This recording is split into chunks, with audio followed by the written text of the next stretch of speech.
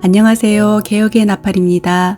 지난주에 예고드린 영상 헬라어의 발음 기호 영기식, 강기식, 유대교의 신관, 기독교의 신관의 차이점과 의미는 오늘 영상 이후에 나중에 꼭 올려드리겠습니다. 조금 더 기다려 주시길 부탁드리며 이 점 양해해 주시기 바랍니다. 저희 채널 원작자인 박사님의 의견으로 오늘부터는 오순절 성령 강림의 성경적인 의미를 먼저 나누는 것이 시급하다고 판단했습니다. 그래서 오늘부터 약 한 달여간 오순절 성령 강림의 성경적인 의미를 전해드리겠습니다.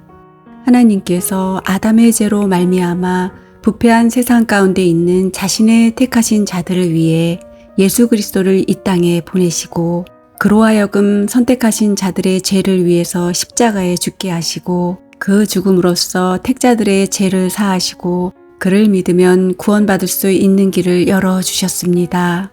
그런데 예수님이 십자가에 죽으신 것은 지구상에 존재하는 모든 사람들의 죄를 위해서 죽으신 것이 아니라 자기 백성들을 위해서 죽으신 것입니다. 그래서 마태복음 1장 21절에서는 예수님의 이름의 뜻을 자기 백성을 저희 죄에서 구원할 자라고 말씀한 것입니다. 로마서 10장 13절에 우리가 잘 알고 있는 누구든지 주의 이름을 부르는 자는 구원을 얻으리라는 말씀이 기록되어져 있습니다. 그런데 이 말씀에서 누구든지는 아무든지라는 말이 아니고 이 지구상에 존재하고 있는 모든 사람들을 전부 다 가리키는 것이 아닙니다. 이 말은 에베소서 1장 4절의 말씀처럼 하나님께서 창세 전에 그리스도 안에서 택하신 자들을 의미하는 것입니다. 곧 하나님께서 택하신 자들만이 예수 그리스도를 구세주로 믿을 수 있고 그로 말미암아 구원을 받게 되어 천국에 갈 수 있다는 것입니다. 이 로마서 10장 13절의 말씀은 사도 바울이 기록한 말씀입니다. 성경은 그 말씀 하나만을 가지고 해석해서는 안 되는 것이며 그 말씀이 기록된 전후 문맥을 살펴보아야만 합니다. 그리고 특히나 그 말씀을 기록한 저자의 의도를 잘 관찰해 보아야만 하는 것입니다. 사도 바울은 이 로마서 10장에서 앞장인 9장 21절의 토기장이에 관한 말씀을 기록하였습니다. 이 말씀은 토기장이가 진흙 한 덩이로 하나는 귀 쓸 그릇을 하나는 천이 쓸 그릇을 만들 고난이 없느냐라는 말씀입니다. 이 말씀에서 토기장이는 우리를 흙으로 빚으신 창조주 하나님을 가리키고 있습니다. 이 말씀에서와 같이 똑같은 흙으로 귀 쓸 그릇과 천이 쓸 그릇을 만든다는 것입니다. 이 말씀의 의미는 단순히 귀 쓰느냐 천이 쓰느냐가 아니라 귀히 쓸 그릇인 택함받은 사람들은 천국에 가는 것이고 천이 쓸 그릇인 택함받지 못한 사람들은 지옥에 간다는 말씀입니다. 이처럼 하나님께서 사람을 만드실 때부터 선택자와 그렇지 못한 자가 있다라는 중요한 말씀을 하신 것입니다. 또한 우리가 예수 그리스도를 구세주로 믿음을 통해서 구원을 받는 것인데 그 믿음을 가리켜 에베소서 2장 8절에서 하나님의 선물이라고 말씀하고 있습니다. 선물이란 모두 다 받는 것이 아닙니다. 모두 다 받는 것은 선물이 아니라 기념품입니다. 그러므로 분명히 성경에서 믿음을 기념품이 아니라 선물이라고 말씀했기 때문에 모두 다 받을 수가 있는 것이 아닙니다. 그리고 선물은 받을 자가 이미 정해져 있는 것입니다. 선물은 받는 자에게 권리가 있는 것이 아니라 주는 자에게 권리가 있는 것입니다. 그러므로 자신이 선물을 받지 않았다고 해서 주는 자에게 불평을 할 수가 없는 것입니다. 그것은 주는 자의 뜻이기 때문입니다. 이를 가리켜 하나님의 주권이라고 합니다. 그러기에 믿음은 값지고 소중한 것입니다. 만약에 그 믿음을 이 지구상에 존재하는 모든 사람들이 다 받는다면 아무런 감사도 은혜도 없는 것입니다. 그러면 이 귀한 믿음을 우리 스스로가 받을 수 있겠습니까? 우리가 열심을 다한다 해도 이 믿음은 소유할 수가 없습니다. 앞에서 말한 바와 같이 하나님께서 주셔야만 우리가 받을 수가 있는 것입니다. 그렇다면 이 귀한 하나님의 선물인 믿음을 우리에게 주시는 분이 누구이겠습니까? 바로 그분이 삼위일체 하나님 중에서 제3위이신 성령 하나님이십니다. 비록 예수님이 우리의 죄를 위해서 십자가에 죽으셨지만 죄인된 우리들은 그 예수님을 구주로 믿을 수가 없습니다. 그리고 그 십자가를 미련한 것으로 볼 수밖에 없는 것입니다.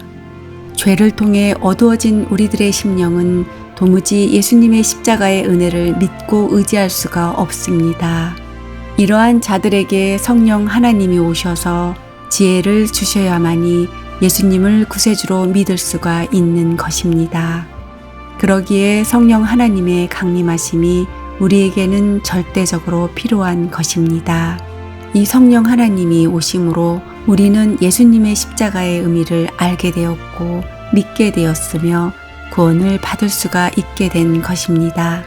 그러기에 삼위일체 하나님 중에서 가장 은혜로우신 분을 굳이 말하자면 십자가에 죽으신 제2위이신 성자 예수님이 아니라 우리에게 그 구원을 믿을 수 있게 하신 제3위이신 성령 하나님이십니다. 이제 그 성령 하나님을 통해서만이 예수님을 구주로 믿을 수가 있는 것입니다. 성령 하나님의 도우심이 없이는 결코 예수님을 구주로 믿을 수가 없는 것입니다. 그러나 성령 하나님은 아무에게나 예수님을 구주로 믿게 하시지 않습니다. 제1위이신 성부 하나님께서 택하신 자들에게만 믿음을 주시는 분이십니다. 또한 제2위이신 성자 하나님께서도 이 지구상에 존재하는 모든 사람들의 죄를 위해서 죽으신 것이 아니라 제1위이신 성부 하나님께서 택하신 자들의 죄를 위해서 십자가에서 죽으신 것입니다. 그러기에 고린도전서 1장 18절의 말씀처럼 십자가의 도가 멸망하는 자들에게는 미련한 것이요 구원을 얻는 우리에게는 하나님의 능력이 되는 것입니다. 성령 하나님이 이 세상에 강림하신 목적은 바로 하나님께서 택하신 자들에게 예수 그리스도를 구주로 믿게 하시고 구원을 받게 하시기 위해서입니다. 이보다 더 중요한 것은 없는 것입니다. 그렇다면 성령 충만이란 과연 무엇이겠습니까? 방언을 하고 여러 가지 능력을 행하며 은사를 행하는 것입니까? 그렇지 않습니다. 비록 그러한 것들은 성령께서 주시기도 하시지만 그보다 더 중요한 것은 바로 예수 그리스도를 구주로 믿는 믿음인 것입니다. 이러한 믿음을 갖게 된 것이 바로 성령 충만인 것입니다. 이것이 방언을 말하는 것보다 은사를 행하는 것보다 능력을 행하는 것보다 훨씬 더 성령의 충만함을 받은 것입니다. 그리고 말씀대로 행하고 겸손하고 자신을 주장하지 않고 남을 배려하는 것이 진정한 성령 충만인 것입니다. 그런데 소위 방언을 말하고 은사를 행하는 자들은 겸손하지 않고 오히려 자기를 나타내기를 좋아합니다. 이것은 성령을 거스리는 행위이므로 성령을 받았다고 말할 수 없는 것입니다. 그들이 비록 주의 이름으로 귀신을 쫓아내고 주의 이름으로 많은 권능을 행했다고 할지라도 하나님께서는 마태복음 7장 23절의 말씀처럼 내가 너희를 도무지 알지 못하니 불법을 행하는 자들아 내게서 떠나가라 라고 하실 것입니다. 특히 이 말세지 말에는 이러한 자들이 우리를 미혹시키고 있습니다. 그러므로 우리는 이러한 헛된 것에 관심을 두지 말아야 할 것입니다. 그런데 우리들은 지금까지 성령이 오신 목적과 성령의 충만함에 대해서 잘못되게 들어왔고 잘못되게 알고 있었습니다. 마치 방언을 하는 것이 성령의 충만함을 받는 것인 양 알고 있었습니다. 마치 귀신을 쫓아내고 병을 고치고 은사를 행하는 것이 성령의 충만함을 받는 것인 양 알고 있었습니다. 그리고 그러한 것이 성령 강림의 의미인 양 알고 있었습니다. 그러나 결코 그렇지가 않습니다.